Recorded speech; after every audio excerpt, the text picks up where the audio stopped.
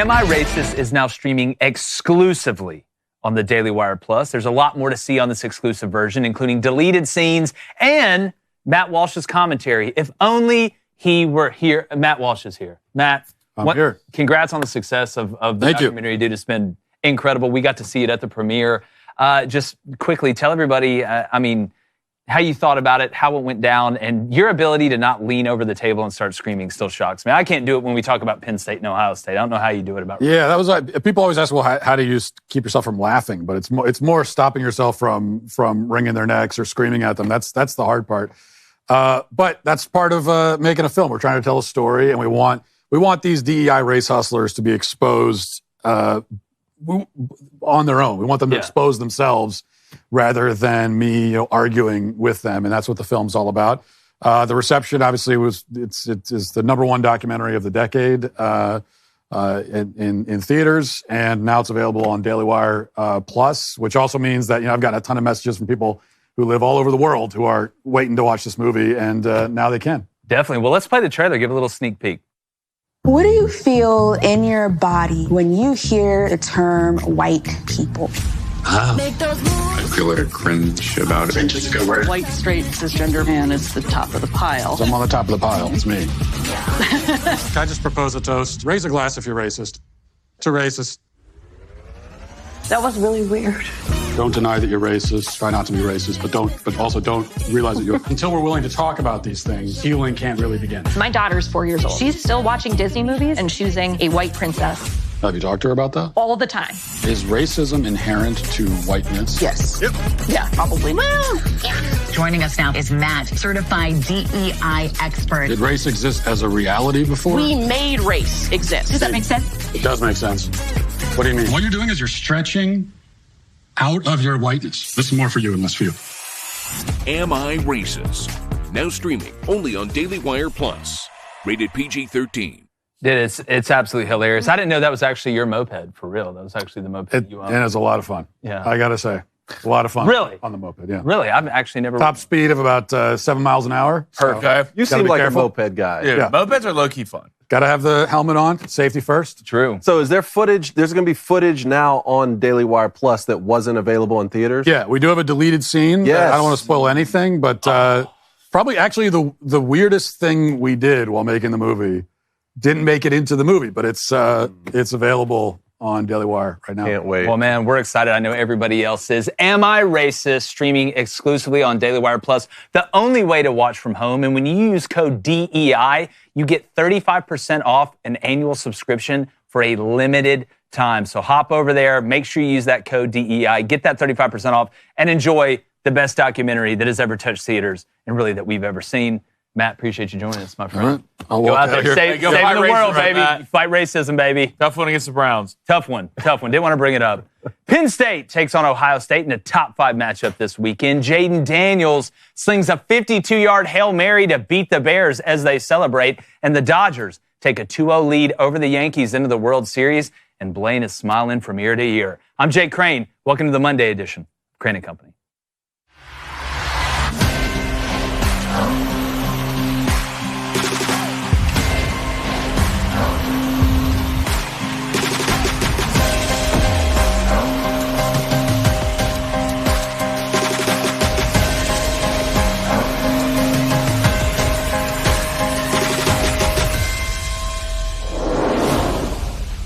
I'm already hearing a lot of people discounting Penn State's start and saying they always do this, then they're going to fall flat on their face against the big dogs in the Big Ten, and who knows what will happen when they host Ohio State this weekend.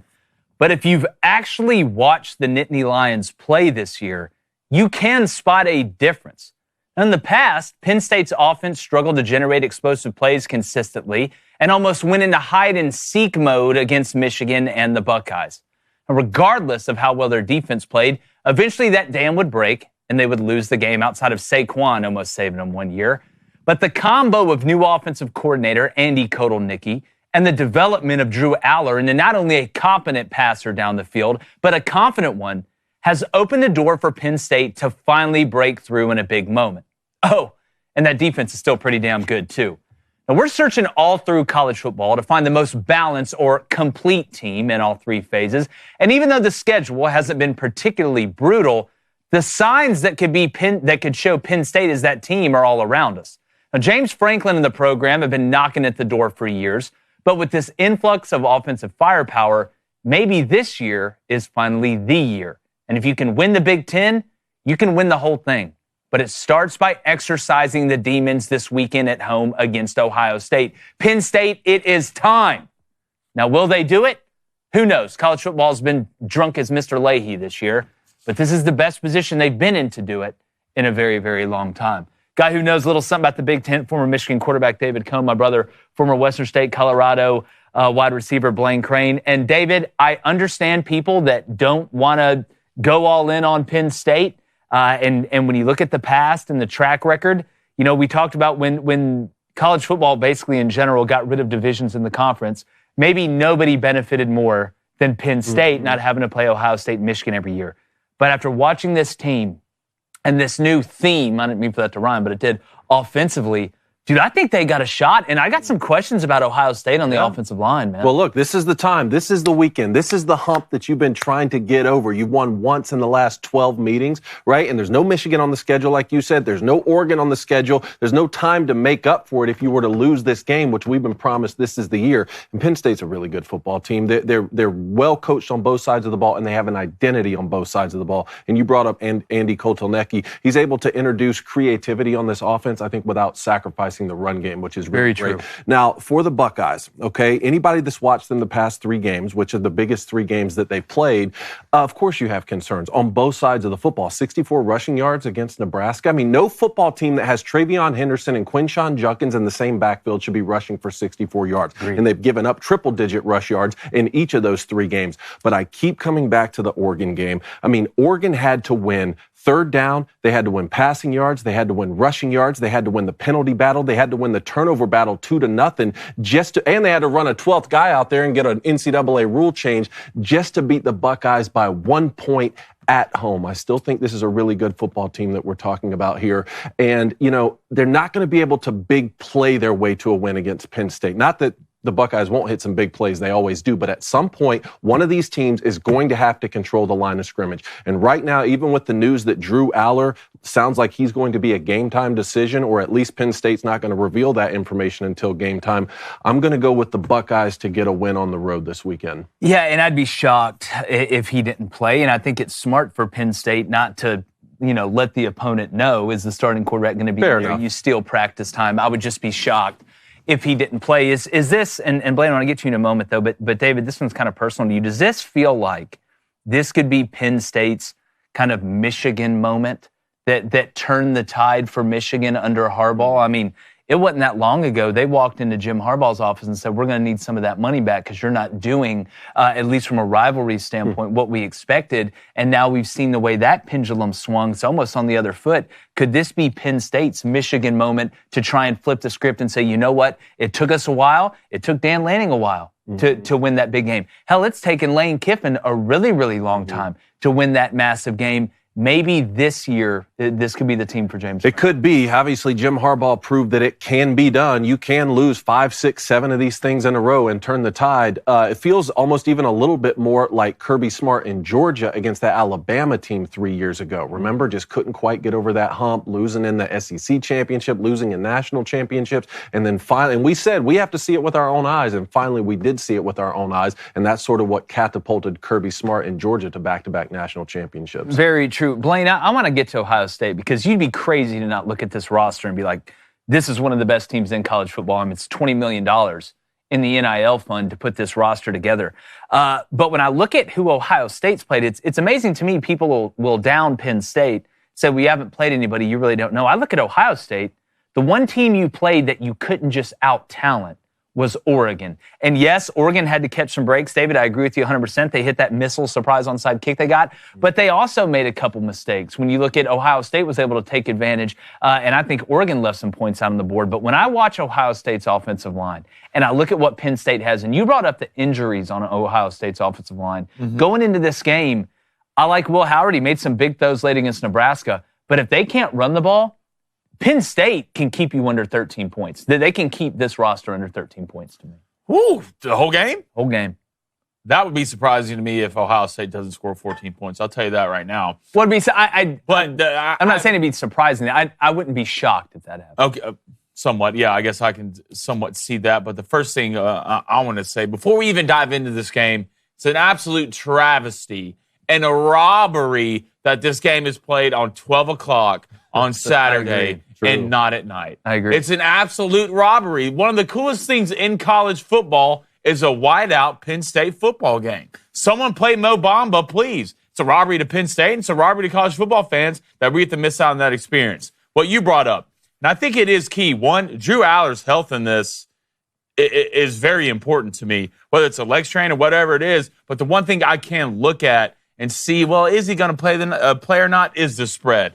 I don't think the spread would be at 3.5, 4.5 right now if Drew Aller wasn't playing. I think it'd be closer to 6. I think so, too. It'd probably be a touchdown, or even it'd go up a lot more than that. But it's all about matchups, and you brought up the injuries for the Ohio State. You had a tackle go down in the Oregon game. I believe it was Josh Simmons, your left tackle. Your replacement tackle, who came in and did not look great, already went down in that Nebraska game. And you're about to go up against a Penn State defensive line. From a talent standpoint, can match up with you. Abdul Carter is going to be a first-round defensive end pick. They have a couple guys, especially in the box. They match up a lot like Nebraska. They can fight. Well, Ohio Nebraska in the box is one of the best, the best interior linemen in the Big Ten. And right now, Penn State matches up the same way. So a lot of it's going to come down to, one, quarterback health, and two, how much does Chip Kelly and Ryan Day trust Will Howard at quarterback to go win them a football game? They trust him in the Oregon game. I think they'll trust him in this football game, but I wouldn't be surprised. Look at the lines, look where it goes, and that'll tell you a lot about Drew Aller's health. And we'll keep updating with the Drew Aller situation throughout the week. Not like they're going to tell us anything, but when you look at the spread, that's kind of your best indicator of who's going to play and who's not.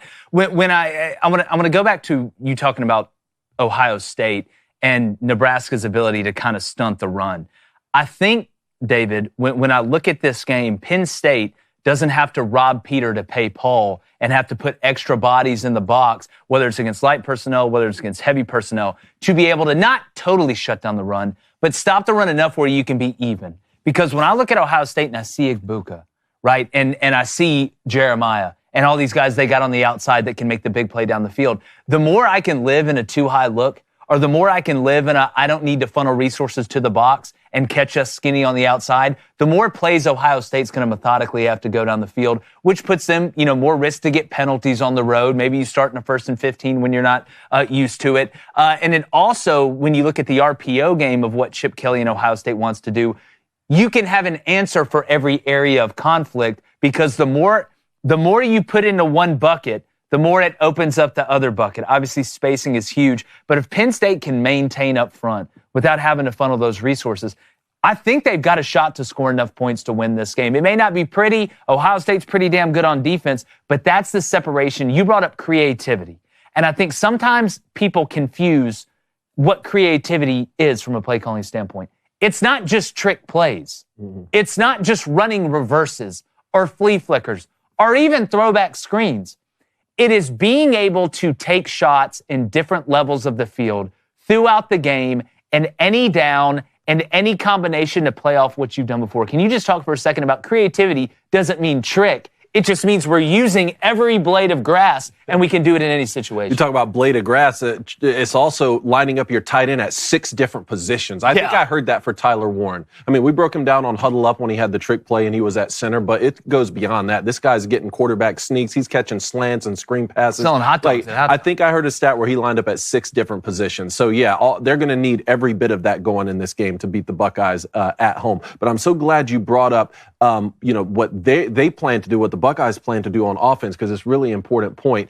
And it's not just the true RPO game with Chip Kelly. Sometimes it's the now screens and the tunnel screens. Yes. How many times have we seen that? One of these wide receivers, and they're trying to supplement some of that lack of production on the offensive line. Now screen right now to our best players at wide receiver. And who just did that? And they take off for 64 yards. Oregon did that to Ohio State. Oregon really does it better than any team in the country. But I'm glad you brought up the point, because I'm so excited to see for the Buckeyes on offense, are they going to run to pass pass, or are they going to pass to run? Are they going to feel the need to get those playmaking wide receivers the football early to set up their run, which historically hasn't been the case, because I've seen Buckeye teams that they can run the ball so well, we're going to run to pass to those guys. Will that be able to create that spin down, break the two safety look for Penn State? And before we move on, it's a great point. But Blaine, before we move on, if you're Ohio State, there's kind of two different thoughts here, and they're somewhat conflicting. One is, hey, we're going to test the run early to see if we can run it. But what happens in the first couple drives, the first 2 to 3 drives, if you do run it on first down and you run it on second down and you're living in 3rd and 7, that front 7 for Penn State is going to be ready to hunt. They're going to be ready to hunt. I don't think you can survive with Will Howard over a 4-quarter period in 3rd and 7, 3rd and 9s. Not that he can't create every now and then, but to ask him to make those throws on passing downs into situations where Penn State may be running 2-man. They may be running their mixed coverage. You're getting your exotic looks. Or do you do what David said and say, listen, we'll run it against the wall a couple times, but why not just spit out the bubble screen and we'll live in 2nd and 6 and 3rd and 3? Well, look, I don't think any quarterback wants to live in 3rd and 7. Well, some can get away with it. Cam Ward can get away with it. Yeah, he can get away with it. I guess he keeps getting away with it. Sooner or later, it's going to catch up with him. But right now, if I'm Ohio State, the one thing I would run RPOs to death. I really would. I just want to give the option of spitting out to my best players, whether whatever receiver I want to, can give it to my one of the, if not the best tandem of backs in the country. And I think Will Howard's feet will be huge in this game. 2 things I'm looking for to probably end up winning the football game. One, who has the most explosive plays? Right now, Penn State has been very good, whether that's Tyler Warren or both their backs of hitting explosive plays this year. And 2, who wins the turnovers? And how can Will Howard use his legs? You bring up 3rd down. Those 3rd and 5 and plus in big moments, if Will Howard can use his legs to escape and create, then you start to like what Ohio State does. But right now, if I'm Ohio State, I'm not walking into this game thinking I have to do this. I'm going to call the plays off the personnel I'm getting shown on defense. And my best thing I can do, the avenue I need to take, is putting my best players in the best situation in space. Well, we want to know what you think. What's the poll today? Hit him with the poll real quick. Who wins Saturday, Penn State or Ohio State? Also, one thing on Will Howard running, I just looked this up. Will Howard has 91 rushing yards on the year, 2.2 average. Is that surprising to anyone? It's surprising to me because you would think with the backs that they have and the ability to even spit the ball out on the RPO that Will Howard would have more access to run or get more one-on-one looks where he's able to make a guy miss or run a guy over. I'm going to be honest with you. When it's 3rd and 1 and 4th and 1, at least it seemed to me, and y'all can correct me in the chat if I'm wrong, every time Will Howard keeps it, they don't get it. It would be very hard for me, even with the questions we have about the offensive line, on 4th and 1 to not turn around and hand the ball off to Travion Henderson or Quinshon Judkins. Seems like every time Will Howard has kept it, that there's been a problem and they haven't got it. Maybe wrong in that overall. It may be closer to 50-50, but just from seeing it from the outside in, that's what it looked like to me. But we're going to keep monitoring this line, and we're going to use betonline.ag to do it because we need to know if Drew Allar's going to play or not. And if he does play, how banged up is he? Not that he's the most fleet of foot, but he's been extending the play long enough in the pocket, a little bit outside the pocket, and he can be a little bit shifty when he needs to. But let's say you want to just get into the sports gambling game, or you've got a bunch of sports books. If you haven't checked out betonline.ag, you need to today. And we have a hell of a deal for you. We got World Series going on, NBA going on, NHL going on, college football, the NFL. Basically, every college basketball is about to get kicked off. There's some great futures bets on BetOnline there. So it is a smorgasbord of sports to bet on. Plus, they'll let you bet on politics. And when you use promo code BOOSTER, that's BOOSTER, you get a 50% sign-up bonus of up to $250. Plus, BetOnline is tossing a free 100 spins in their casino for all of those who sign up ahead of this year's presidential election,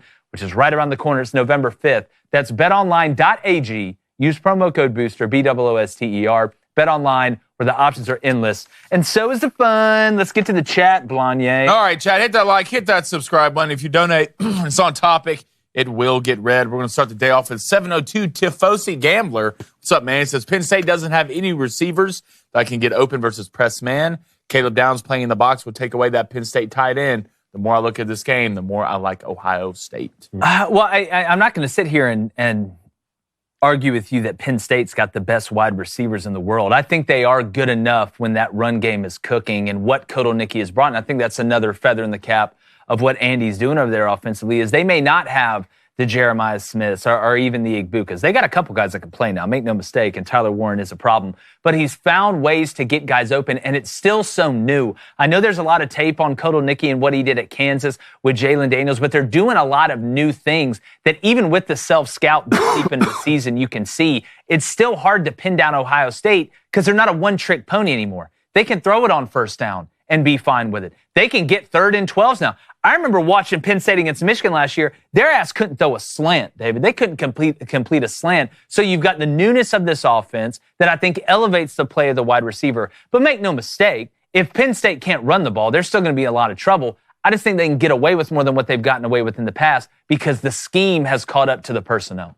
All right, let's go to Zerg Turpin. What's up, Zerg? He says, Will Howard has like 2 or 3 WTF plays every game. I feel like this is the game that can come back to haunt him. Well, is this one of those, and we say it all the time, where a team doesn't win it, a team loses it? And a game that's going to be this close in the margins, and when the talent level is this close at the top, which it is, I mean, you can make the argument that Oregon is probably overall maybe a little bit more talented than Penn State is, but this is as close to an in-game talent match that Ohio State's going to see on their regular season schedule. So a couple mistakes, one mistake, it could be on special teams, a muffed punt, a missed extra point, a blocked field goal, a kickoff out of bounds. It's not just Will Howard, but if he has a couple of those catastrophic plays, it is going to be very, very hard on the road, even with all the talent that Ohio State has, to be able to make up for that. $2 donation from Bootylicious. What's up? He says, I think it comes down to who can create more explosive plays.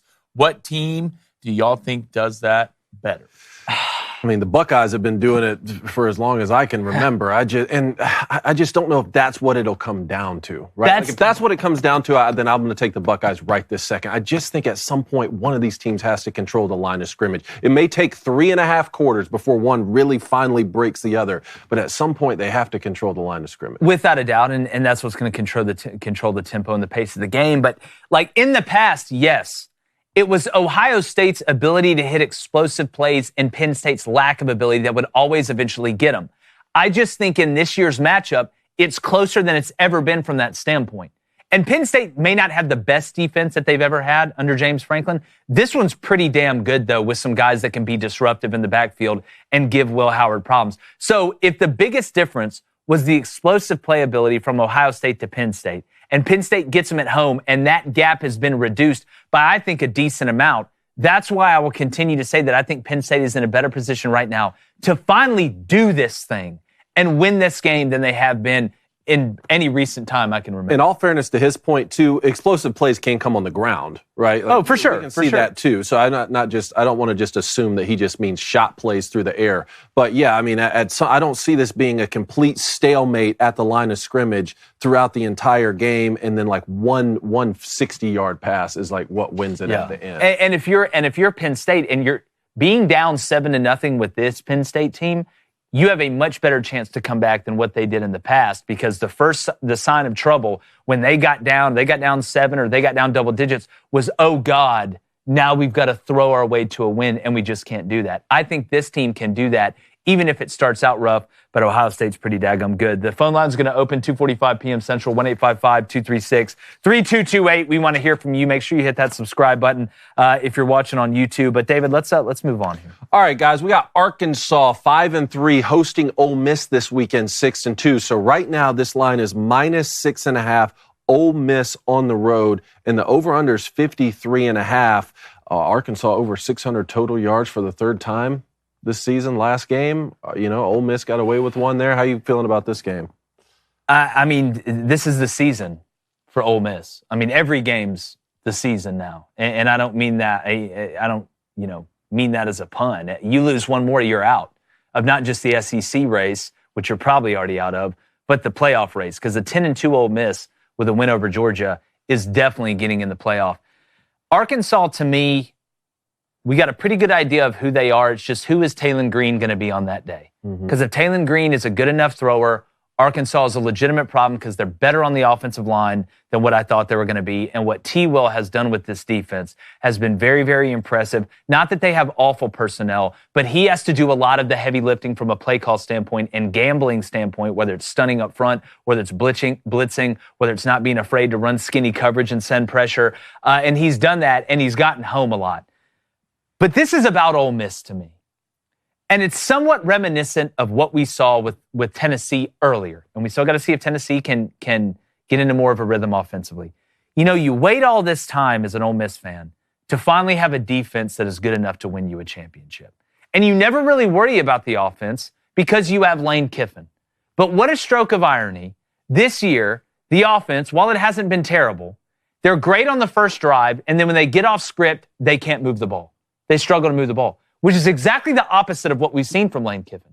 Lane Kiffin is one of the best that, in recent memory that I can remember, of when you're going off script and calling from the hip and you're playing the game, can just dice you up. But there's no fun in this Ole Miss offense anymore. There's not a lot of creativity. There's not a lot of wow plays.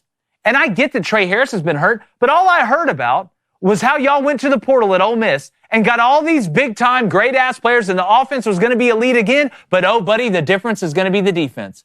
Now I turn on the TV, and just like Tennessee has looked, offensively, it's like, nah, can run the ball decent. They finally started throwing the ball to Prescorn last week. It's good to finally see him get involved. But I have a hard time. I'm thinking this is just who Ole Miss is.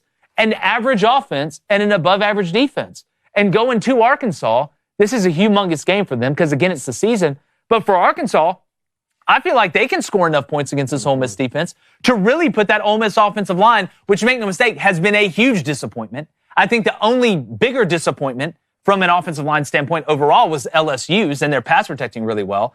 But this is a scary, scary game for Ole Miss because Arkansas has confidence, and Taylon Green can make some incredible plays when he extends the play, when he takes off. But I'm more worried, and I cannot believe I'm going to say this on a national sports show when we cover college football the way we do.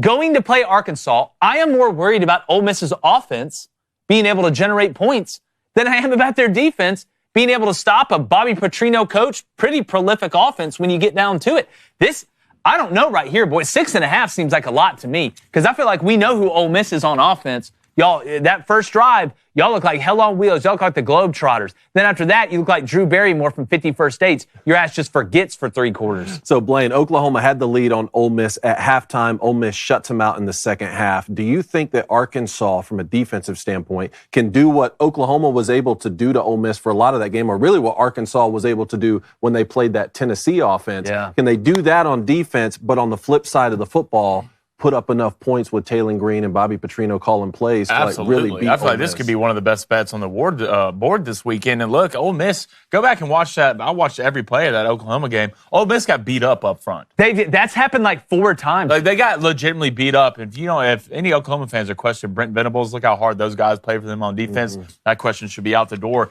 But I think Arkansas right now is a scary football team to play. It really is. I think T. Will's going to have a great game plan on defense. I don't think you have to do too much on defense when playing this Ole Miss offense. I don't think they run the ball great. Trey Harris's health is in question. Other than that, I think Juice Wells has been a disappointment this year. He has. A lot of people can agree on that. Jackson Dart hasn't looked great. He's looked pressured. He's making mistakes. I think Arkansas, Taylon Green, they go as Taylon Green goes. 58 points against Mississippi State. He looked good in both sides, running and throwing. The defense looked serviceable. And I think this weekend right now, +7? Is that what it's at? 6.5 right now, +200 money line for Arkansas. The value's there on money line. You think that's going to go up right or down? Now, There's we're about no way to talk about this next game as well. I think you can get Arkansas +7.5 and Pittsburgh +7.5 and parlay that. I feel like those are 2 phenomenal bets. Well, that'd be a hell of a teaser, too, to throw into and get that extra 6-7 points or whatever. But it's funny. I'm sitting here thinking about, all right, well, what are the keys?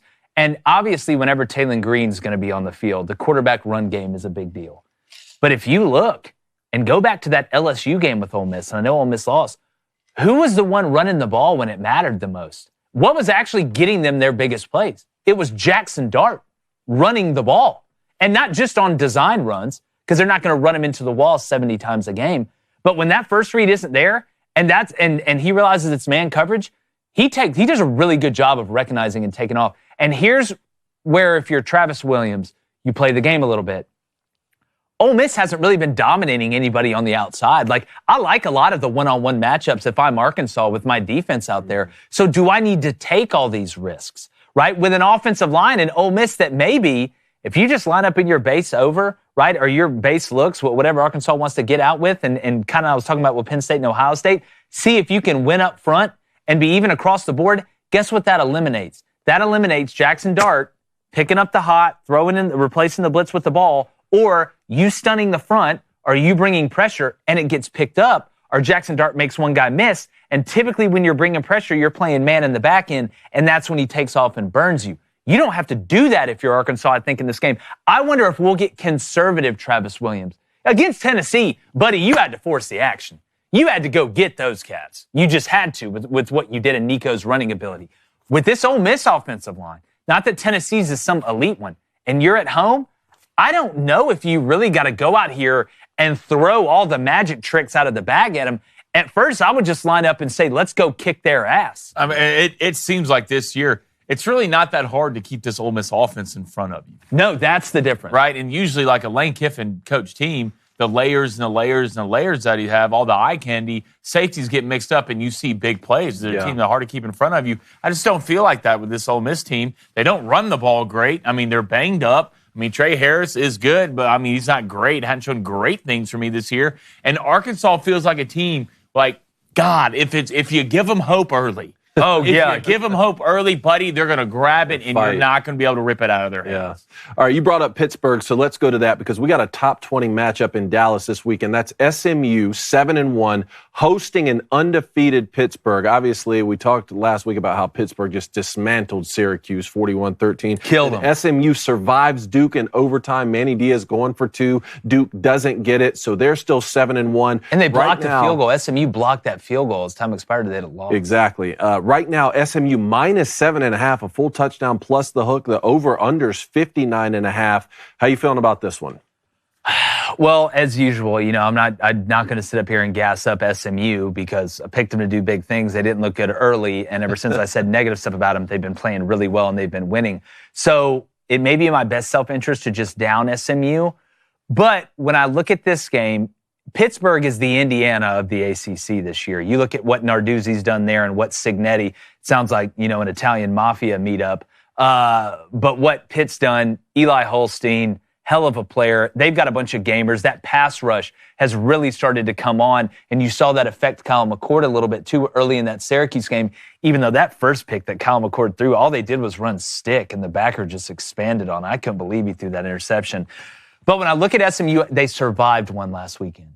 And, there's those games, and we see this everywhere. Look at Texas, they survived one against Vanderbilt, where you're going on the road, and you may be playing a team that you are better than, but you don't have your best fastball that day. And Duke's done some good things. We've given Manny Diaz his due credit.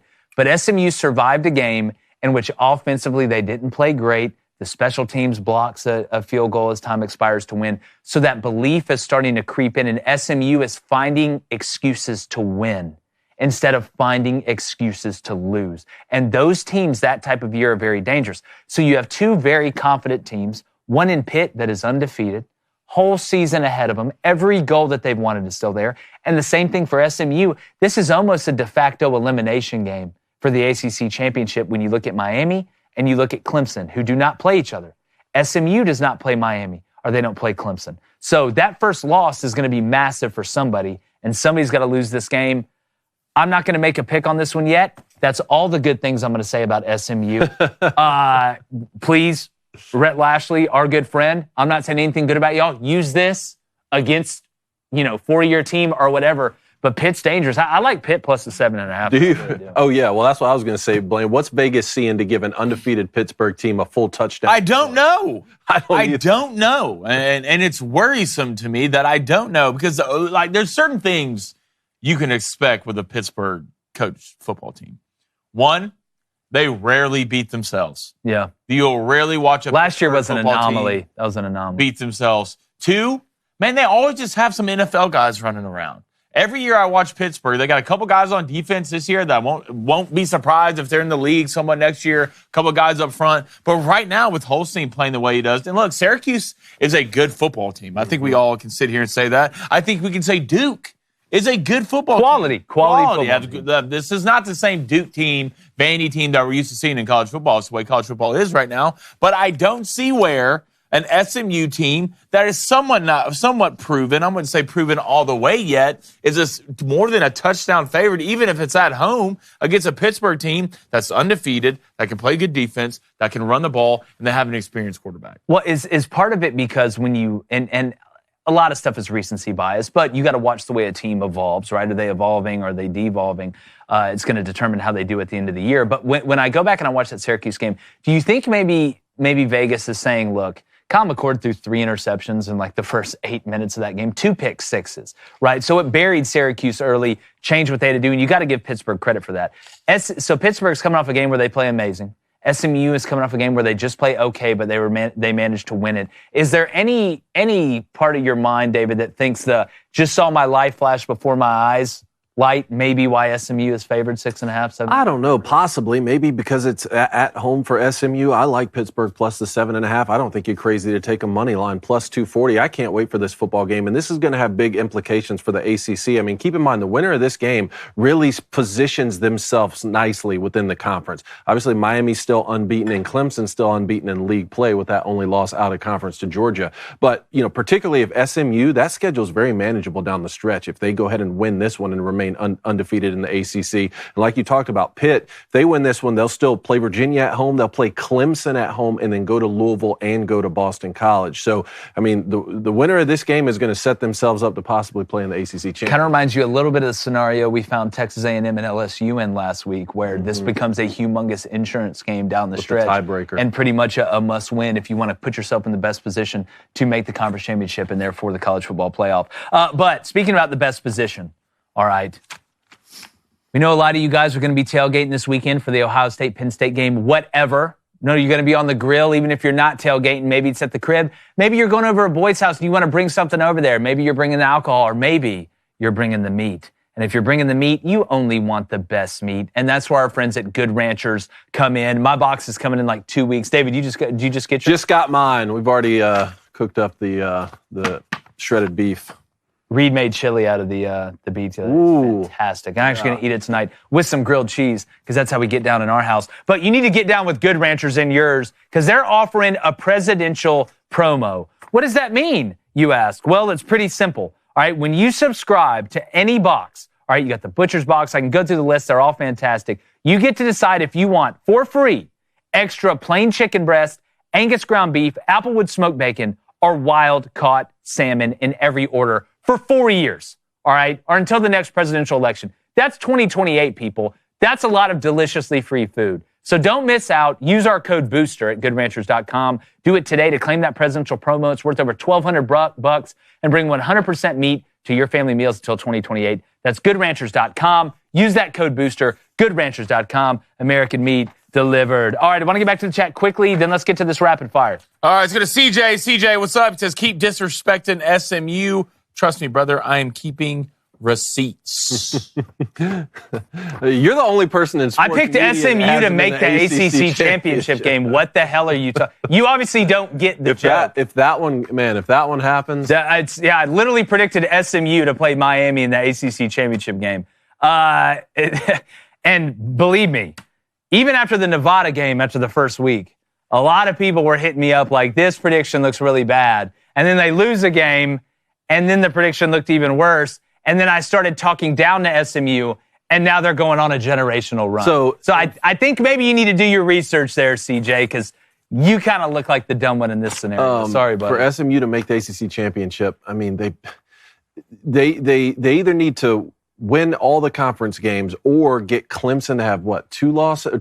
Just one. A single loss, I guess, so they won't play Clemson or Miami, right? At least Pitt plays Clemson, but not Miami. So there's no head-to-head to go with. So if they just had one loss in conference. Well, if SMU... Because if Clemson and Miami both go undefeated in conference, they're going. Based off we need to look at the tiebreakers, though, because think about it. If, there is common opponents there, even though they don't play each other.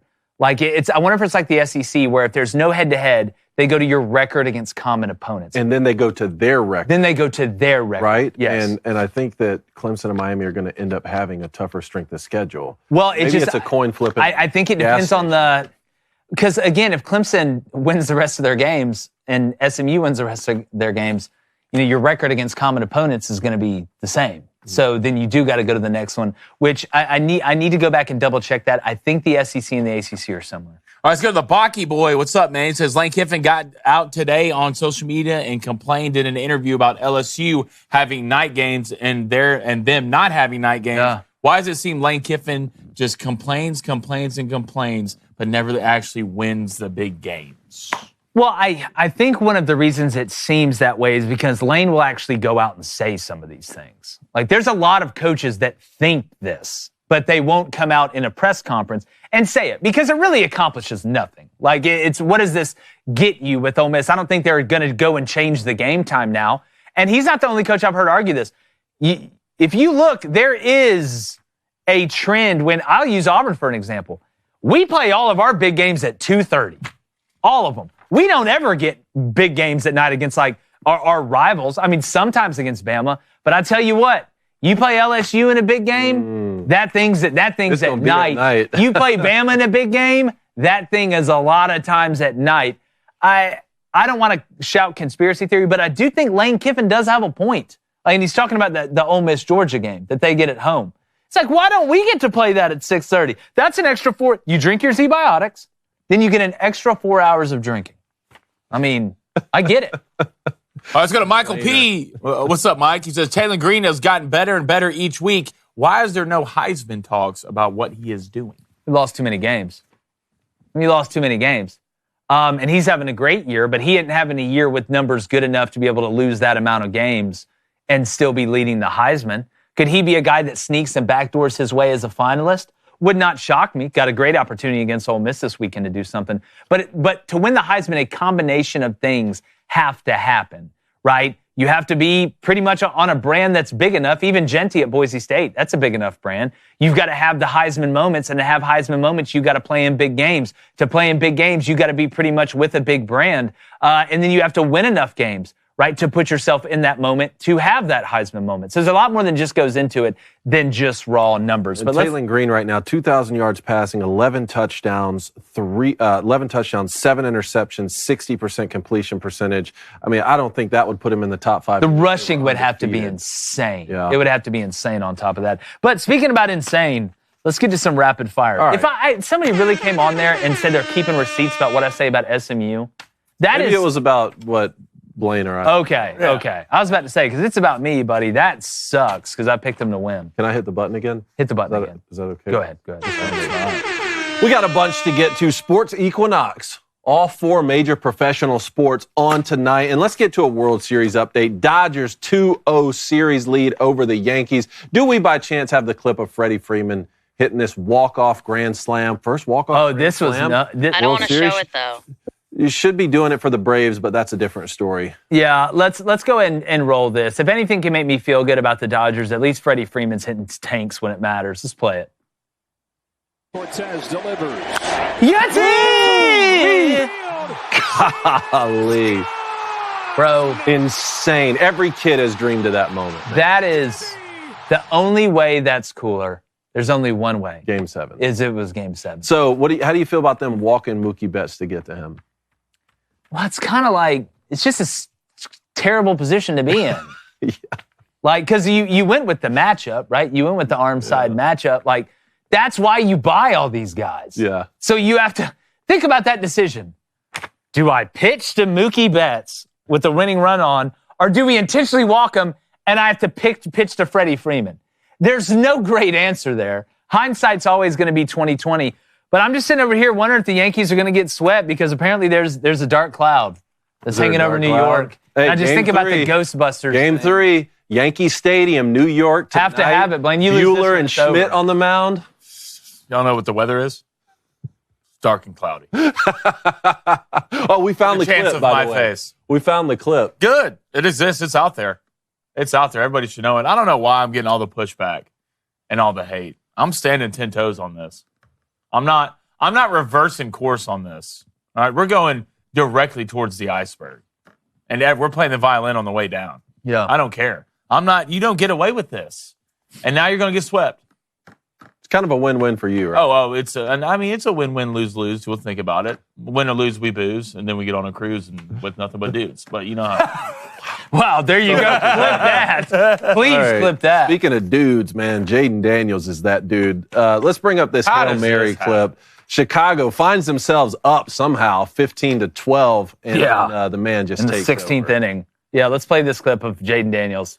Here he goes. He's going to just get the ball. He's going to run around. He's going to run right. Don't like it. Let's go back left. Russian 3. Yep. Now you can step into it. And I'm just going to launch the ball. And the one thing that can't... No.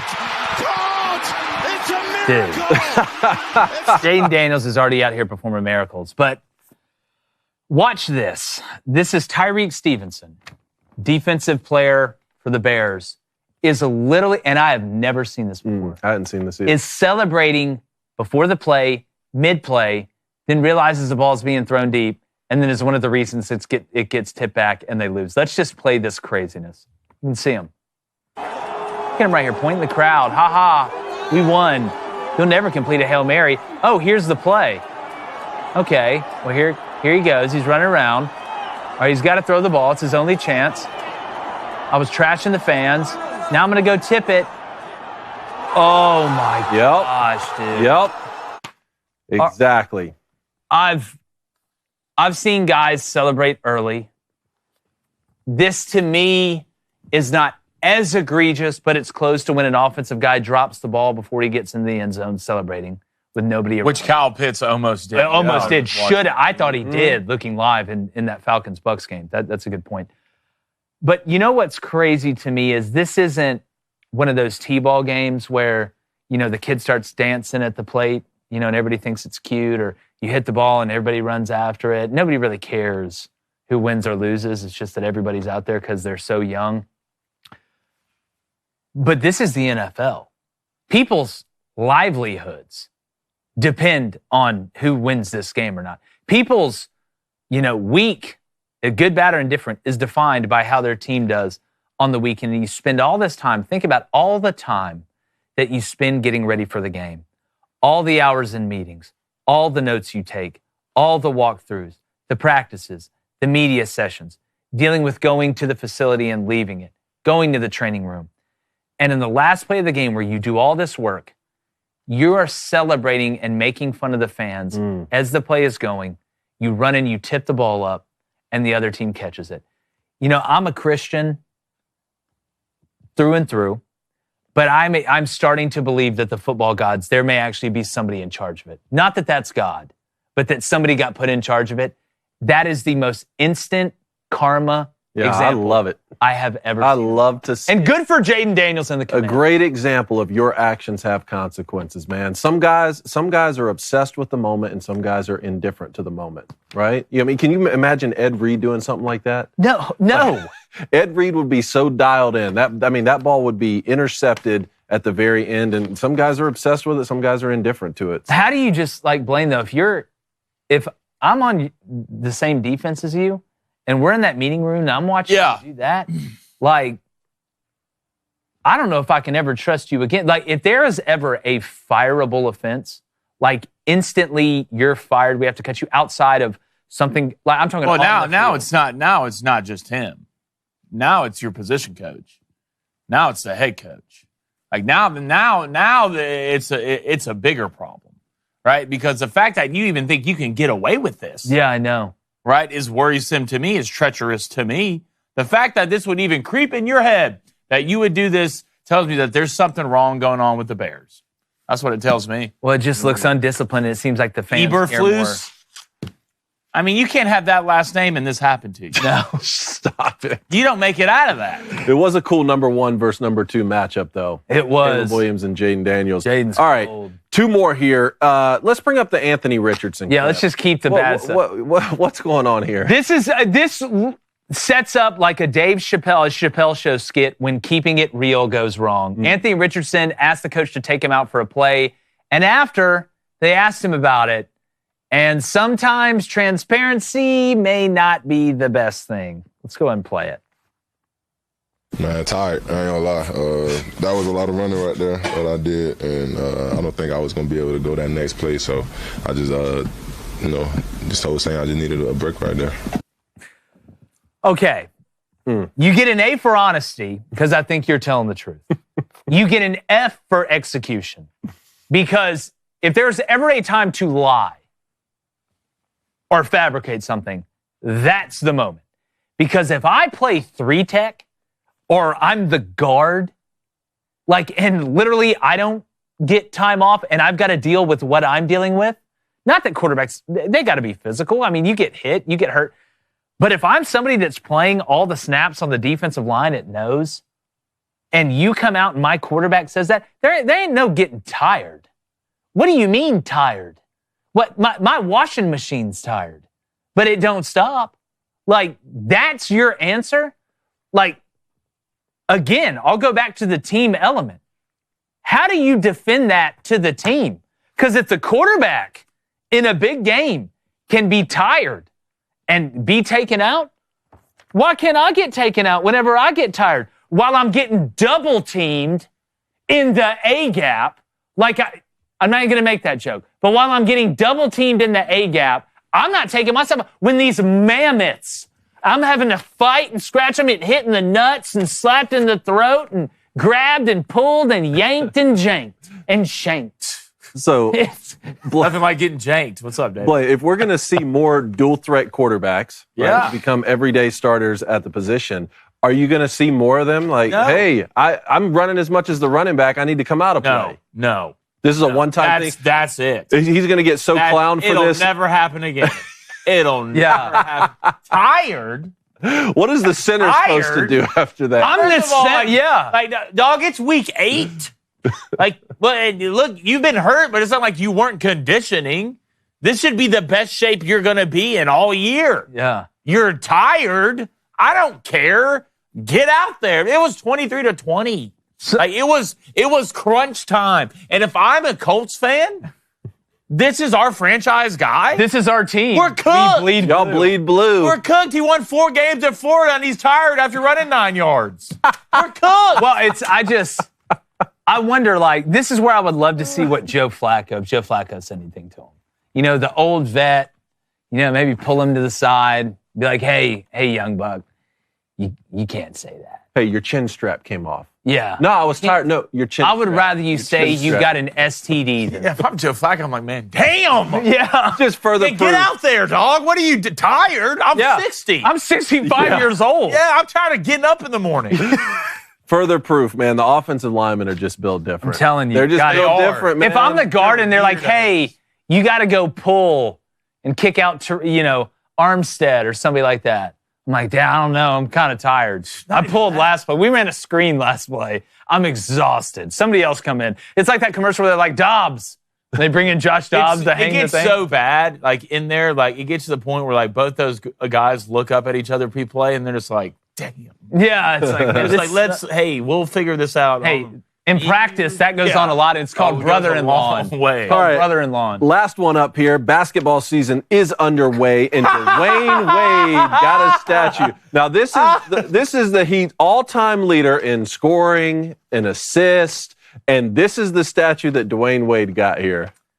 Your thoughts? Well, when did Dwayne Wade meet Medusa? That's my thought. This is I can't believe they paid somebody to do that. That's the big narrative here. That's the big story that no one's talking about. If somebody there's a group. All right, there's a group. What do you call a bunch of ducks? There's a gaggle. A gaggle. All right, there's a gaggle. A cabal. Of people out there who are scamming very important people. Because this isn't the first bad statue. No, there's been multiple occurrences over the last couple of years. I'm seeing it more now than ever. Yeah. All right? It's like fentanyl getting in the country. All right? I'm seeing it more now than ever. And it's killing There's a gaggle of fake sculptors. All right? Out there tricking important people into doing that's terrible. No, if you would have, the only way this is acceptable is if they're like, hey, look, we got these middle schoolers out of Miami-Dade. They're in a failing school. We got this project that they're all excited about. Don't bring up LeBron's school on this show. No. We decided to let them be the sculptors of it. And you'd be like, you know what? This is pretty good for a bunch of non-sculpting middle schoolers at a failing school. First off, if you look at the side angle of it, I don't think he's ever celebrated like that. But the face, it looks like he's giving birth to a bowling ball full of knives. I don't know another way to. This just bad, man. That just looks nothing like Dwayne Wade. Opportunity for Dwayne Wade to just crash out live in front of everybody. Well, what would your honestly? What would your reaction be if that was you? Now I'm going to ask quickly. Then we'll get this out of reading calls. If it was you, Blaine, and hey, you had all these great years at this place. There's this huge statue unveiling. They unveil it, and this is what you see. What is instantly your reaction? Well, if I spent all the time practicing, playing games, in the gym by myself, right, and had this type of career like Dwayne Wade did, and I come out and y'all unveil this, like it's to the point now where like I have to fist fight you in front of everybody. You have to fight. Who do you fight? Whoever sculpted it. Whoever sculpted it, because now it feels like it feels like a plot. All right, I did some against you like 25 years ago. Yeah, you knew I was going to be and then sign those successful, and you waited this long just as you can do that to a David. I feel like I know you. What would I do? I feel like David would look at it and he'd be like, well done. And then behind the scenes, we got to talk. Yeah, and you would just come over and whisper like to me or somebody. You'd be like, that's the worst sculpture ever. That's not me. Like I don't think you'd make a scene. To me, I don't know what I would do. I don't know. It just, for some reason, when I saw this, it just made me think of when they unveiled the Derek Zoolander Center for kids who want to read good and want to learn to do other stuff good too. And just that befuddled look on his face at the beginning when he thinks it's too small. But like how's it not better? How did somebody not say, listen, we got to start over? Like, do you not have any friends that were like, listen, Tom, bro, like, you've done a lot of great sculptures. This ain't. If I'm like a professional whatever at a sport and I'm getting inducted into whatever and they're making a statue of me, you can bet your ass, buddy, I'm seeing it first. That's what I was going to say. I just need a sneak peek. Yeah. Forget the unveiling. I need to just see it first. No one's expecting it to be Michelangelo's David. Yeah. Right? I don't need it to be that. But it needs to be me. I don't need it to look like I'm fighting a Dementor. Well, you got to look good to play good. Man. All right, gentlemen. And he does not look good, but he played good. He does not look good. He looked way better than that when he played. Yeah. All right, before we get to calls, I want to let the fellas know out there. It's time to take a stand up against this tide of mediocrity. All right, stop settling for just steady. The Precision 5 razor from Jeremy's Razors isn't just a damn good razor. It's a declaration of your damn independence. 5 meticulously crafted blades, way better than that sculptor did, deliver a buttery smooth shave as bold as your convictions. You can reclaim your masculinity and show the world you won't be dulled by conformity. Stop giving your money to corporations that hate you. Choose the Precision 5. Order now at jeremy'srazors.com or find us on walmart.com. Yeah, that's right. And Amazon Prime. What are you doing over there? He can't open it. He can't open it. Oh, I had the box upside down. Dude. Hey, I had the box upside down, but if you're dyslexic, you saw it just fine. You broke the razor already? No, I'm just kidding. That's right, because it's unbreakable. The Precision 5. You can find it at jeremy'srazors.com, walmart.com, or Amazon Prime. There it is. And from my hand. David uses on his face and 2 other places we're not going to talk about. David. You just told him. Yeah, you can take a guess. They're neighbors. Or a can. Or a gaggle. Boy. All right, let's get to the phones. Phone lines. First one up, Joshua in Knoxville, or as they call it, K-Town. Joshua, what's going on, man? Hey, guys. I kind of have a 2-part question when it comes to the playoffs. Okay. I think we're in a very interesting situation. So the first question is, when it comes to Big Ten and SEC teams, 10-2 teams, what are their chances over 11-1 ACC or Big 12 teams? Pretty good, I would think. And again, I do want to say, as much like we have multiple teams in all the conferences, right? Like when you look at the Big 12, you got BYU, you got Iowa State, you got Kansas State, hell, you got Colorado. I think if you're a 10-2 team in the SEC or the Big Ten, if you don't play in the conference championship game, there's a really, really good chance you're going to get in. I don't know what the committee's going to do if you go 10-3 and you lose the conference championship. I don't know. There's not precedent for that on a 12-team playoff. But I think it is going to be easier, and I want to make sure I phrase this correctly, Because I think the difference is going to be a 10-2 team in the SEC or the Big Ten versus an 11-2 team out of the ACC or the Big 12. Because I think you're going to have multiple teams finish 11-1. We know the winner of the conference championship would get in at 12-1 or 13-0. They find a way to go undefeated. The question becomes, how does an 11-2 ACC or Big 12 team stack up against, let's say Ole Miss finishes 10-2, or Missouri finishes 10-2, right? Or LSU or these teams. I think they're going to take the SEC team over it. But then you get into the argument of, well, what if Clemson is 11-2 as opposed to, let's say, an SMU? I think they're going to give Clemson more credence than SMU. Well, what if Iowa State is 11-2, right? And they lose to, let's say, BYU, right? Or Kansas State in the Big 12 championship. That's the question I think we should be asking. 11-2 ACC versus and Big 12 versus 10-2 SEC and Big 10. Because I think a 11-1 team is probably going to get in it, but 11-1 team in the Big 12 and the ACC is most likely going to play for that conference. That's what I was going to say. It's going to be very hard for an 11-1 ACC or Big 12 team to not make the conference championship. It is possible. We just talked about it with SMU, Clemson, and Miami. And is that best case scenario for them, do you think? Well, possibly, yeah. I mean, look, you could find yourself not playing in the conference championship game and then benefiting from not picking up that second loss, because I think that's really the question. Is it 10-2 team from one of those other conferences who didn't make the conference championship versus the 11-2 loser of the Big 12. Just like a 10-3 SEC championship 10-3 game complicates it even more. But you're on the right track, Josh. What's the second part?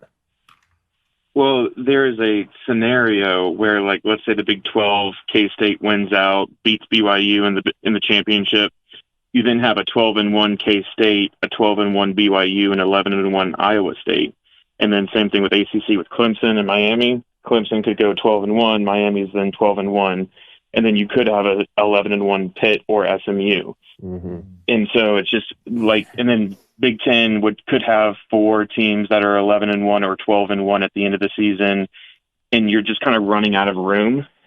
Well, that's these 10-2 teams. Well, think about this scenario. If we're going to sit in here and get into the contest of, hey, what do we feel like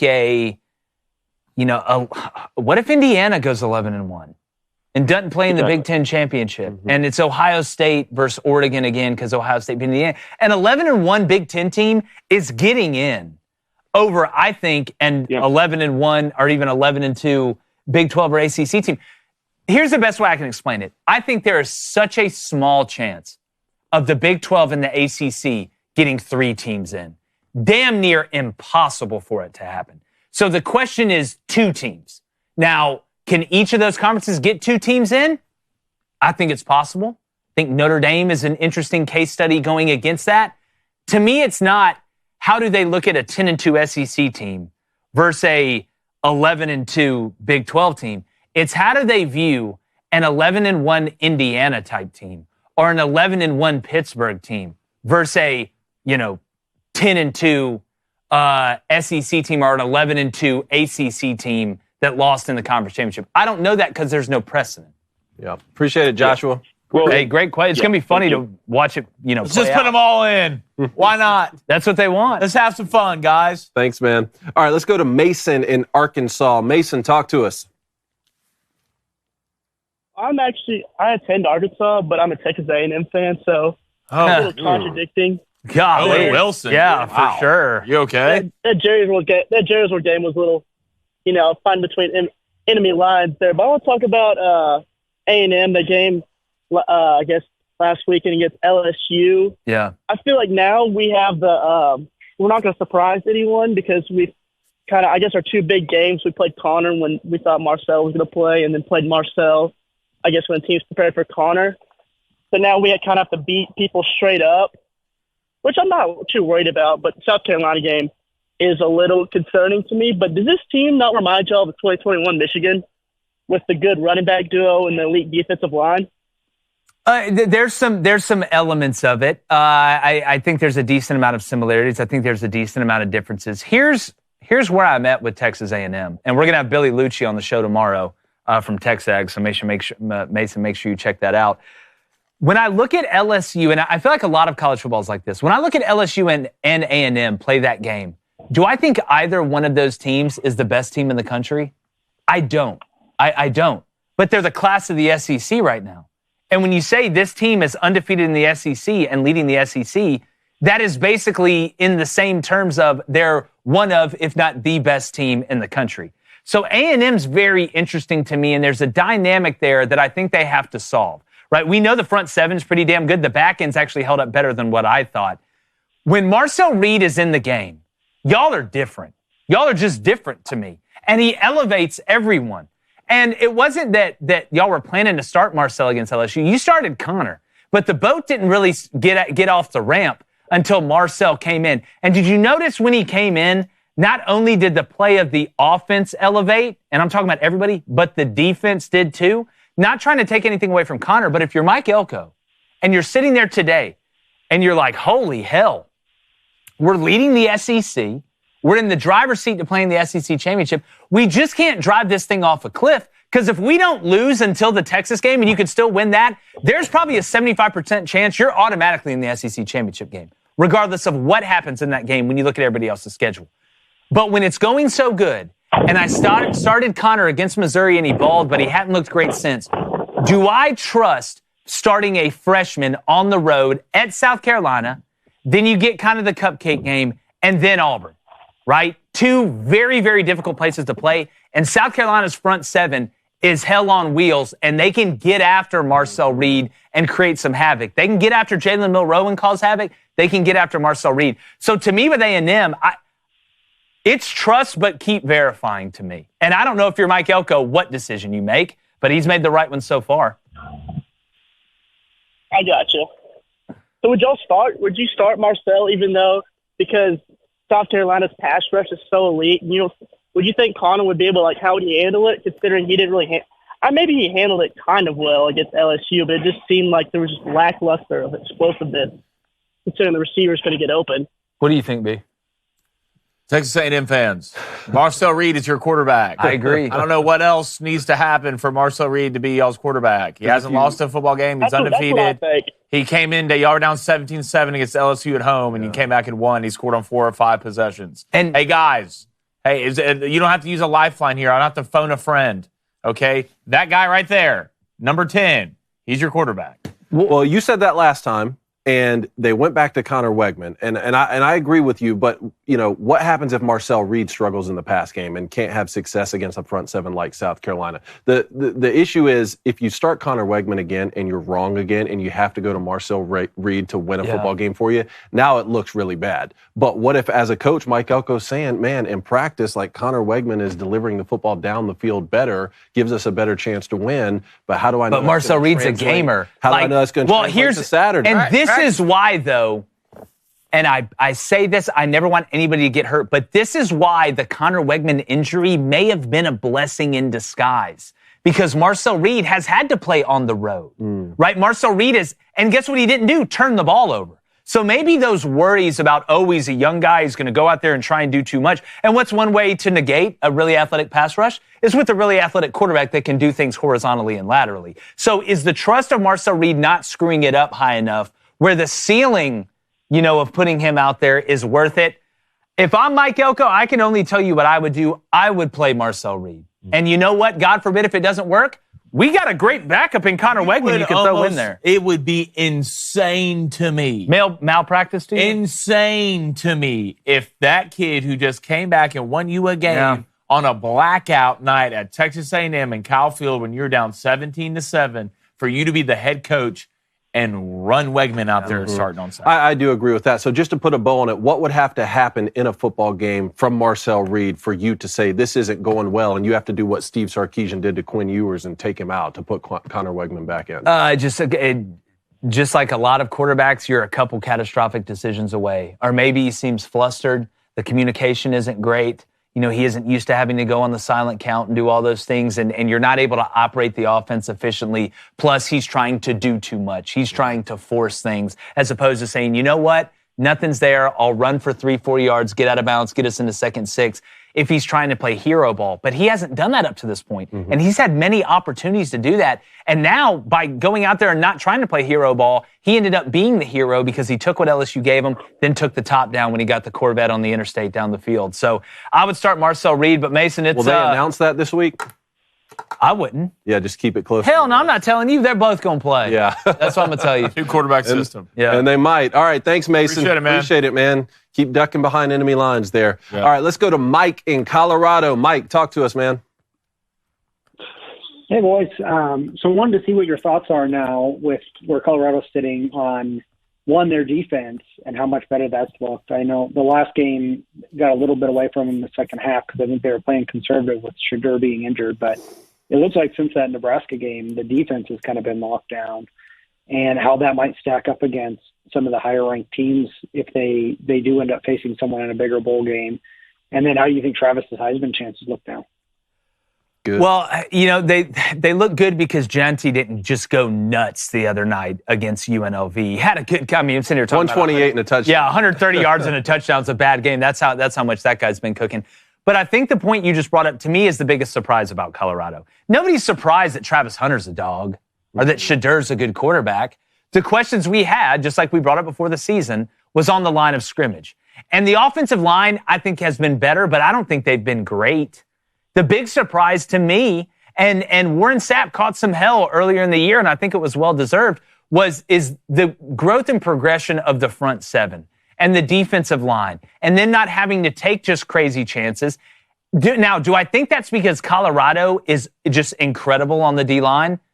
No. Do I think that has a little bit to do with the Big 12 being somewhat down at the top overall? Probably a little bit, but you would just be a hater to not give Colorado their flowers, regardless of what you predicted before the season. Now, your question is, how can that Colorado front seven and that offensive line hold up if, let's say, you do win the Big 12? Are you getting in a position where you're playing a team that's really good up front in the bowl game?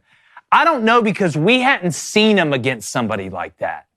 I haven't seen Colorado against Georgia. I haven't seen them against Oregon. I haven't seen them against Ohio State and some of these teams that aren't just good up front. They will rip your limbs off and beat you to death as you bleed out with them. I don't know that yet. I know Colorado has punched above their weight up front for most of the season, and kudos to them.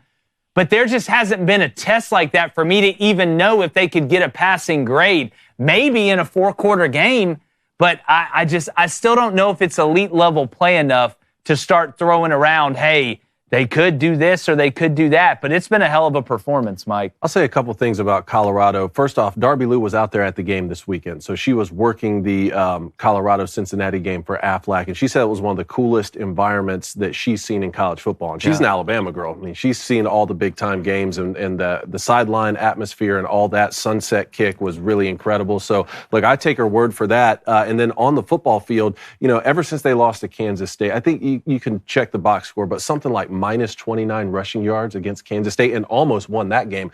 The past two opponents since then, clearly they've made a cognizant effort to say, we got to run the football better. Yeah. We're just not going to out-athlete everyone we play throughout the season on the outside. Even though we can do that within the conference, we have to run the football, and they've rushed for over 100 yards in each of the past two contests. They don't turn the football over, and anytime they find themselves in a close game, they win it. It's almost like to put them away, you have to beat them thoroughly from the jump. Yeah, and it's a great point. To me, you know what it reminds me of? It's those basketball teams, and we're talking about it now with college basketball getting going, that you're like, all right, listen, the only way this team's really going to be able to win is if we shoot really well. We're going to have to shoot really well from three-point, right? We're going to have to shoot free throws really well. But then all of a sudden, they're rebounding better than they thought they'd. They're getting more second-chance opponent attempts. They're getting more one-and-outs, right, defensively. One shot, get the rebound, and get out. That's what it seems like. And the more you get good at your weakness, or the better you get dribbling with your left, the better you become, because you become more balanced. And sometimes hearing all the negativity about one position group can really embolden that position group. Why do you think sometimes we see in sports when a big-time player goes down in a position group and we're like, oh, no, oh, God, their best corner went down, they got nobody else. The DBs play better collectively that next week. Just does something to a human being, and I think Colorado has tapped into that. To quote their head coach, it's personal. Yeah, I can attest to what David's saying. The atmosphere is out of control. Oh, it looks having insane. Big recruits come in there when they play like that is just it's going to be. He's got the chance to put together a machine. I think at this point, the way the season's going. So, boy, that'd be interesting. I appreciate your time. Mike, great call, buddy. Man. How do you feel about Colorado right now? Oh, I feel like they can legitimately win 10 games. I don't think they can win a playoff. Well, I think they could win a playoff game. But I think right now the real question is, where's Deion going to coach next year? Whichever NFL team drafts. I think so. And I wouldn't be surprised if it's the Cowboys. I really would. They need Deion and his 3 toes to get out there at DB. Shit, they need Son at quarterback, too. Yeah, it's true. It's going to be good, man. All right, let's go to Craig in California. Craig, what's up? Good afternoon, boys. How you doing on this Monday over there at the studio? What's up, good, Craig? Man? Hey, I'm sorry if I wasn't able to talk to you guys. The call dropped on me on Friday, so I decided to call in today. Perfect. I really want to talk about the 2024 World Series and how crazy it's been. That Freddie Freeman walk-off grand slam on Friday night, that is this generation's Kirk Gibson moment for Dodger fans. There is no question about that. Wouldn't you agree? Well, it's, if the Dodgers have been racking up World Series after World Series, then it would be huge, but it wouldn't be as big. But since the Dodgers, they put together these super teams and they always seem to get close and not make it, the fact that when you do finally get there again, one of the biggest signings that you had delivers the walk-off grand slam. And it was just something about a grand slam. Look, I love a good walk-off homer, solo shot, 2-run, 3-run job. But that grand slam, when all the bases are loaded, all the ducks are on the pond, just what a great moment, man. And for it to happen against the Yankees, you hate to see it, but you love to see it. Yeah. And don't accuse me of being a Dodgers bandwagon fan. Next September marks 25 years that I've been a Dodgers fan. And this is one of the most resilient Dodger teams I have ever seen in my near quarter century as a Dodgers fan. If they wind up winning the World Series, considering there's still a long way to go, but if they wind up winning it, does that kind of a moment lock Freddie Freeman in as a Hall of Famer once he retires and he's eligible? Boy, it sure as hell helps, doesn't it? Yeah. Stuff like that makes up for maybe if there's a lack of numbers in one category. I do want to say this, Craig, before we let you go.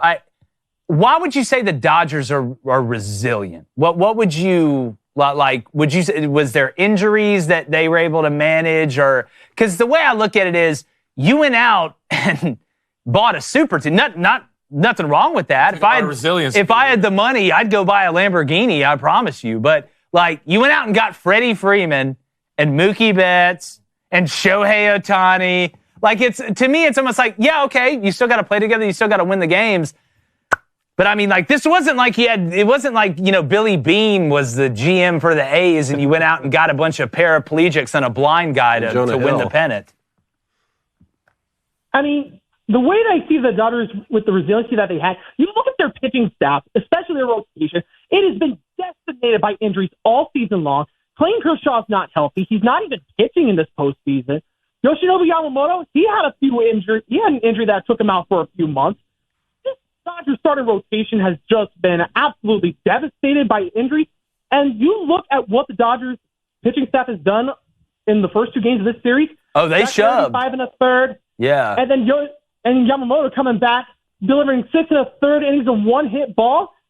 This is a Dodgers team that is going to, if they can keep up what they did on Friday and Saturday, they're going to win this World Series, and it is just going to be an absolute celebration in LA, and for me as well.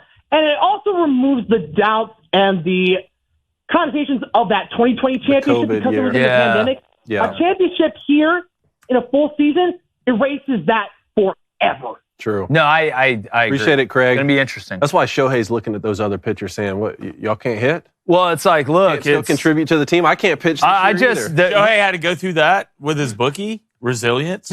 That's true. He was very resilient with his bookie. By the way, Yamamoto I just feel like you're out. If we got a guy named Yamamoto on the mound, he's doing 2 things. He's either striking you out or he's helping take out Godzilla. Like, those are the two things he's doing. All right, let's go to Tennyson in Texas. Tennyson, what's up, man? Hey, how about that game Saturday night? I have 2, maybe 3 takes on it if you guys don't mind. The first one, just what a game, honestly. Hot take. But more than that, I think that if Fisher is still our coach, we lose that game, because I don't think that Fisher would make the change and the adjustments that Elko made in the middle of the game. When we had the ball right after the interception, when we were on the 8-yard line, and we're running Marcel Reed out there instead of Weigman to give him one more chance with the ball in the red zone, keyed up for him to get a touchdown and get his confidence back, Elko didn't do that, right? Yeah. And it provided the spark that I think we needed, and I think it got the defense back into it, it got the crowd back into it. Now, all that said, the people that are bashing Connor online, that needs to stop. This kid played his heart out for the games that he did play, and he is part of the reason why we're in the position that we are. Tennyson, who bashes the quarterback after a win like that? Yeah, what are they saying? Like what? Like who's? What were they like? Cut? Oh, you almost blew it, idiot. No, I'm just saying I won't. Obviously, I'm not going to be defamatory. I'm not going to say names. Yeah, I get your drift.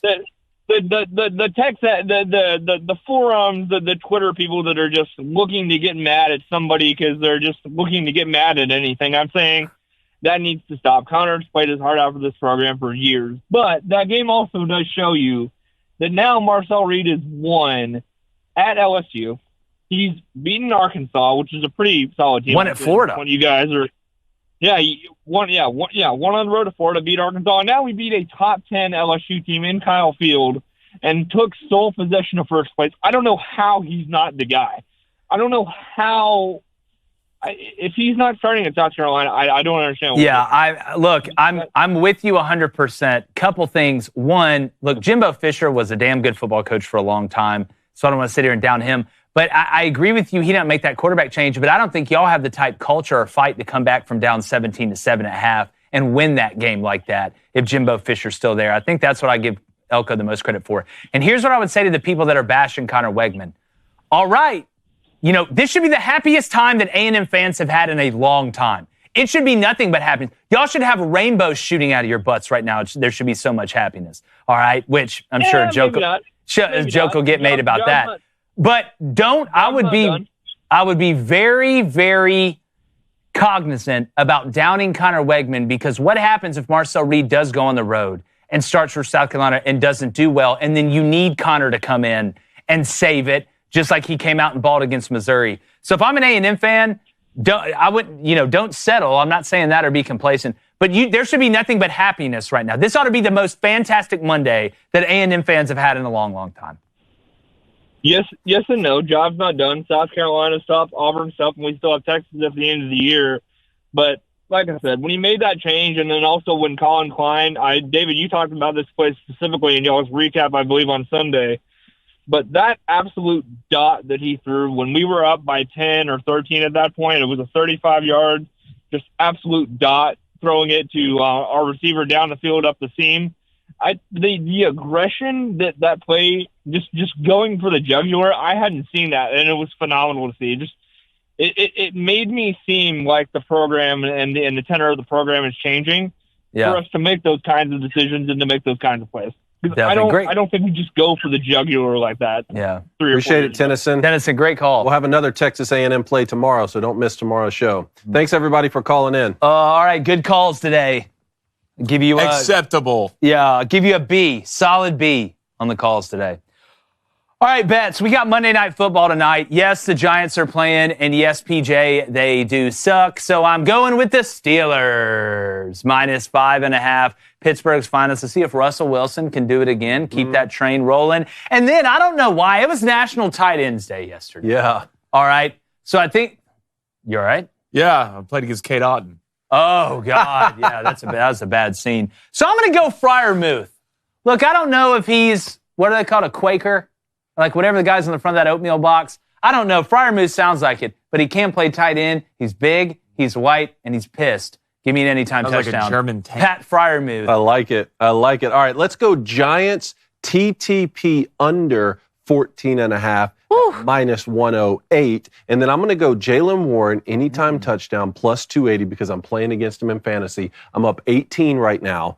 And if he's going to score to beat me in fantasy, then at least I can hit a bet here. That is true. It's a smart bet, David. Bring my bets up. I'm going to take the over today in the Steelers game, over 36.5, minus 112. Give me the Steelers minus 5.5 as well. We'll throw the needle right here. I need the Steelers defense to not go crazy. What are you up? What's the situation? I'm up 12. You're up 12. And he just has the Steelers D, and you don't have anybody.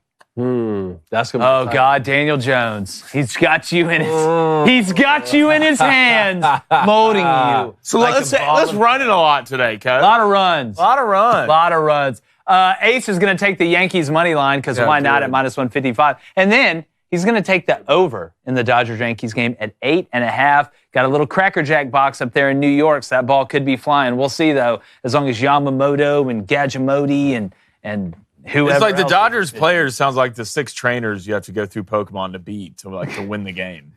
Like Yokomako. And can you win Pokemon? Like there's a final thing that you... We're not ending the show talking about. That's just so funny because it's so true. All right, if you donate today, guys, thank you so much. We enjoy your money. We just spend it all the time after the show, don't we, David? Especially that one right there. Yeah. All right, let's go to the casino with it. Let's go to a $5 donation from Beck. Appreciate it, Beck. Low-key, not a fan of either. But after seeing some of their scores, sheesh. Ohio versus Penn State is going to be a close game, LOL. Also, my theater professor says hi. Theater professor? Yep. I actually, believe it or not, took a theater class in college. I did too. What are you laughing at? Yeah, Blaine took spelling, like at his college. Did it work? Never passed. Yeah. He took spelling and reading. Well, I took spelling, I guess, to never figure out what classroom it was. Read what was on the door. No, my teacher was Madam Malumba. She was in like 4 Law and Order episodes. Really? Yeah. Big time. I told a joke one time that just maybe the joke that slayed the most. Like just she laughed? In a crowd. She thought it was hilarious. A lot of the students did. I don't know if I can tell it on here. Please don't. It probably sucks. Let's go to a $2 donation from Bubba and the old man, Auburn. Says, how would y'all defend Vandy's mid-zone triple? With a gun. No firearms. They love that it's shovel like, pass, He said, what? How would you defend the triple option look? Vandy's mid-zone triple. Well, look, I mean, they're going to get in that diamond formation. It's not like you can go out there and dictate, like, where the ball's going to go. You've got to play even because of the numbers. That's what they're doing it. A lot of times with this, you got to stop it before it starts. Because, yes, they want to attack the middle, but they really want to get to the edge. That's where they want to live on. And when you don't have the personnel to be able to win the edge, you got to find a way through smoke and mirrors and influences to be able to win the edge. So just like we talk about the triple option, you got to stop the dive. Yeah, you got to stop the interior run. Right? Just like in the zone read, you got to stop the running back too. But to me, it's about winning the edges. All right, let's go to a $5 donation from WTH. Appreciate it. Says, something's crazy is going on, fellas. I'm starting to believe in Texas A&M. I'm still nervous that we'll lose to South Carolina, but for the first time in a long time, I bereave. He bereaves. He bereaves. Listen, there should be a lot of bereaving. We're going to bereave with Barry Rucci tomorrow. Not to be confused with bereave. No, yeah, bereave. It would be a bad thing, and you'd be sad. Barry Rucci. Well, you know that because you took spelling class. Yeah, exactly. Yeah, he's actually majored in spelling. $2 donation from David Cohn's Widow's Peak. Says, we have D-Wade at home. By the way, shout out Mormons. #soak. Does my Widow's Peak really have its own handle? It does. It says David Cohn's Widow's Peak. You're David Cohn. Yeah, we're coming up in the world, mama. We made it, dog. That vampire look. $5 donation from Ed. Appreciate it, Ed. College football playoff idea. The last spot should go to either the highest-rated G5 or Notre Dame. Gives G5 a chance without leading to a slaughter, a.k.a. LU, Navy, etc. That's kind of what they're doing to a certain extent. I mean, G5, the highest-rated G5 automatically gets in. Notre Dame, not in the conference. They'd have to get in at large. Obviously, they can get seeds 5 through 12 in all actuality. But man, I don't know. I'm kind of more towards Blaine's side of, bro, let's just not say anybody automatically gets in outside of the conference champions. Yeah. I do like that. That makes sense. But I don't like how we're like, all right, this group automatically gets a team in, and then this, that. I just say, listen, you got the teams that win the 4 conferences, and let's just pick the 8 best teams behind that. I feel like that'd be the best way to do it. Just don't feel bad because you're poor. All right, $5 donation from Josh. Appreciate it, Josh. 10-2 SEC/Big Ten teams get preference in the playoffs. Is that an admission that is really a Power 2 conference situation rather than a Power 4? Yeah, you didn't know that? Like, it's been like that. They're going to get, again, if we're comparing equal parts, a 10-2 SEC team versus a 10-2 ACC team, the SEC team's getting it, if it comes down to it. Same thing with the Big Ten. The question now becomes, the one we raised with the caller before, what happens if a team in the ACC or the Big 12 is 11-2 and didn't win the conference championship game versus a 10-2 SEC team? That's what's going to tell you more, in my opinion. All right, if you donated today, guys, thank you so much. Really appreciate it. Let's get to this poll. Perfect timing, too. Who wins Saturday? Penn State or Ohio State? Said Ohio State, 60%. You think so? I'll go Penn State, 51%. Penn State, 54%. Wow. Ohio State, 46%. I'm shocked. It is kind of shocking. All right. Appreciate everybody that called in. Shout out Bet Online, Good Ranchers, Jeremy's Razors. Make sure you check that out. Appreciate all our callers as well and those who donated. And like the chances of the Giants having success on offense tonight. Sorry, PJ. Going. That was a great. Please. Gone. He dropped it, so that means you're going to do good. No, it doesn't. It actually means opposite. What it means. Sorry. What it means. Dodgers by 4. Everyone's talking about it.